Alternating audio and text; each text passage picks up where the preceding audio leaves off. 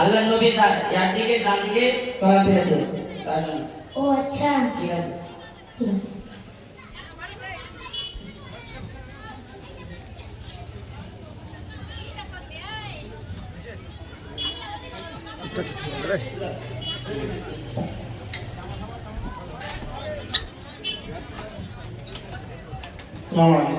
Actually এটাকে দেখিয়ে দুটো জিনিস, এক আমরা চাচ্ছি আমাদের মক্তবের বাচ্চারা জানাজা পড়াতে শিখুক, যাতে করে তারা তাদের বাবা মায়ের জানাজা পড়াতে পারে।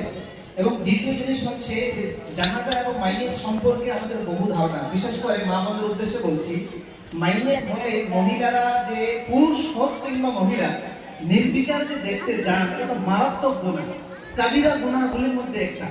আপনারা মনে করেন আমি হয়তো কোনো ভালো কাজ করতে যাচ্ছি না, আপনার পদে পদে আপনি গুনাহ করতে যাচ্ছেন, গুনাহ করতে করতে আসতেছেন।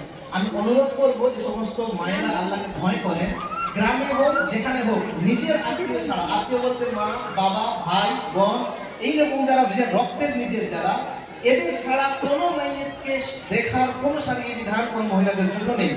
যদি মাইয়েত মহিলা হয় তাই বুড়ি হয়ে যাক, তবুও কোনো পুরুষ মানুষ আগে দেখতে পারবে না। মাইয়েত যদি পুরুষ হয় তবুও কোনো মহিলা মানুষ মাইয়েতের মুখ দেখতেই পারে না, এবং মাইয়েতের বাড়িতে যাওয়া হচ্ছে না। এই জন্যে মাইয়েতকে দেখতে যাওয়ার যে প্রবণতা, এটা 1 নম্বর ছাড়তে হবে। এই জানাজার বিষয়ে অনেকগুলি ভুল জিনিস আমাদের সমাজের মধ্যে রচিত আছে। তার মধ্যে একটা জিনিস হচ্ছে যে যখন আপনাদেরকে কাঁধে উঠাবে তো এক কাঁধে নিয়ে যেতে হবে, এক পুরুষকে নিয়ে যেতে হবে, এমন বিষয়টা নয়।